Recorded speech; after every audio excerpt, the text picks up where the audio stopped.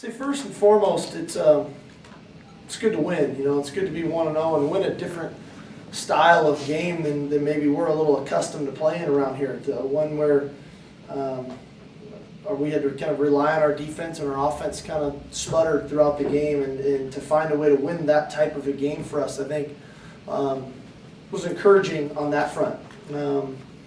It was an odd game in that, you know, we started out with so much energy and enthusiasm, and we were moving the ball well offensively. We get the turnover on defense, and some things just kind of don't go our way.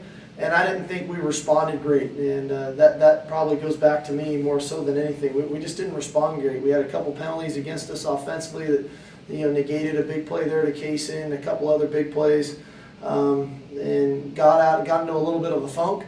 Had some guys go down. Jesse injured his knees, getting an MRI in his knee. We'll find out what that is. And then Ben Riva fractured his forearm, essentially. So, you know, you start to, the huddle changes a bit, and then I think we tried maybe a little too hard offensively. We got out of ourselves, and that, you know, held on to the ball a little bit too much at quarterback. And a credit to San Diego State, they did a nice job of pressuring us, and we just couldn't, you know, when they're blitzing and you're throwing quick stuff, we just couldn't quite step out of the tackle to create some big plays that you need to do when a team's playing that way against you.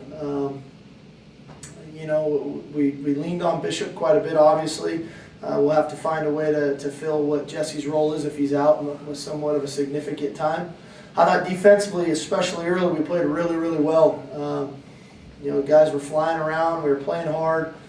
We got beat on a play that I still don't know if it's legal or not. I'm going to find out. And, you know, my interpretation of the rule is you can't substitute or you can't run a play with the intent to deceive. And I sure thought that there was an intent to deceive. And then I thought we called timeout, and we didn't get a timeout called. So, you know, sometimes that just didn't go our way on that play. And then we missed the quarterback, you know, and Katz got out on some scrambles that I think is an area that we can fix and fix quickly. You know, whether it's Timu being free in the A-gap blitzing or not losing contain on third downs. It was because we covered him well, but we lost contain, and he got out on some long runs that way. But for guys that had to move position and do some things, I thought for Feeney, first game at linebacker, wasn't perfect, you know, but played hard. Shaq doing what he did out there. We saw a lot of new faces. Trey Watson with the interception. You know, so on that end, it was good. You know, special teams wise, okay. I would have liked to seen Travis hit the field goal. So all in all, it's good to be 1-0. But I think we're a better football team than this, and we've got a lot of areas and things to work on in all three phases of the game that can get us better and better quickly and dramatically, but they have to be addressed, and we have to start on that first thing Monday morning. Steve, without Jesse, were you limited at all in what you could call in the run game? A little bit of ourselves there. You know, we had a pretty decent plan for the two backs being there together, and I just wasn't at a comfort level of getting to that stuff. But that's not an excuse. You know, we should run the ball better than we did. You know, and we've got to find our identity in the run game of who are we in the run game and how are we going to become that to where our run game is. You know, I don't know if we're going to lead the country in rushing, but it needs to be a good complement to our passing game. And tonight it wasn't where it needed to be. Steve, on the play you talked about, was the receiver kind of hidden? We were trying to hit him on their sidelines, yeah, coming out of the timeout. And you know, we'll have to see. You know, part of the rule is he has to come inside the numbers before he goes back out, and has to be after the official blows the play. You know, in the play. They can only have 11 guys in the huddle, so there's a lot of things to look at on the film. But the rule at the end is with the intent to deceive, and it sure felt like there was an intent to deceive because they deceived us. They got us. Did you get any explanation from the refs on the field after that play? Did you even? Pretty much all of that I just covered, you know, and you know, in talking back, you know, this happened a few years ago. I was part of this very similar play. I want to say it was when I was at SC, and I want to say it was against the Huskies. Yeah. When we did it on a field goal. and threw that touchdown. And I thought at that point that's when the rule got changed, and so kind of got burned on one of my own deals here. So. Sark, what about True? How's he doing? True's okay. He kind of, he tweaked his hammy, but we don't think it's serious. He was running. We kind of held him out precautionary. He just went to run and his foot kind of gave out. It was kind of an awkward play, but we think he's going to be okay. And Princeton, you saw, kind of banged his head. They don't think it's serious at all. It was minor at best. So he just was pretty woozy there on a big hit. Kind of looked like the turf monster. Yeah. It did. I think that's what happened with Jesse. There was nobody around him. He was running and kind of fell down. So we got to see what that is. With Riva, are you concerned? What is your concern level? Can he come back and play with this kind of injury? I don't know enough. With getting with our doctors exactly how this is going to play out. I would probably say that that's doubtful for that to happen that way.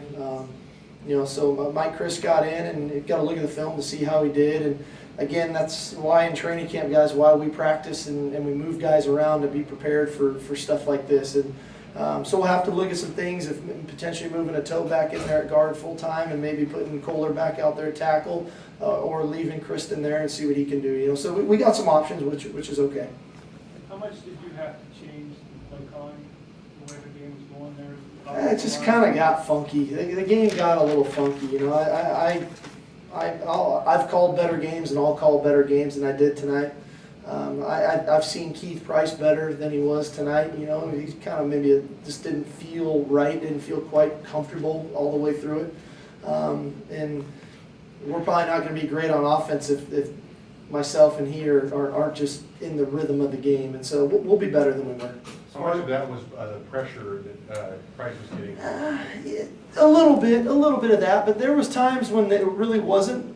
There wasn't as much pressure, and he maybe thought there was, and we could help him. We can do some better stuff to take care of him that way. I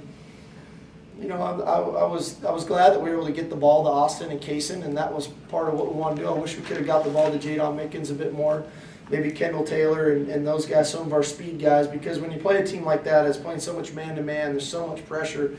You got to try to get the ball out on the perimeter and get the ball in space. And when you're in those one-on-one settings, you have to win one-on-one. You got to break tackles, you got to make tough catches, because when you do, that's how you create big plays. And you're not going to get them out of that style of defense unless you create big plays. If you're nickel and diming your way down the field, they're just going to keep heating you up, and we weren't able to create enough big plays to get them out of that. Just one or two more guys, please. Of course, your offensive mind, you're thinking that way, but how much maybe is your team a little more full if you rely on your defense?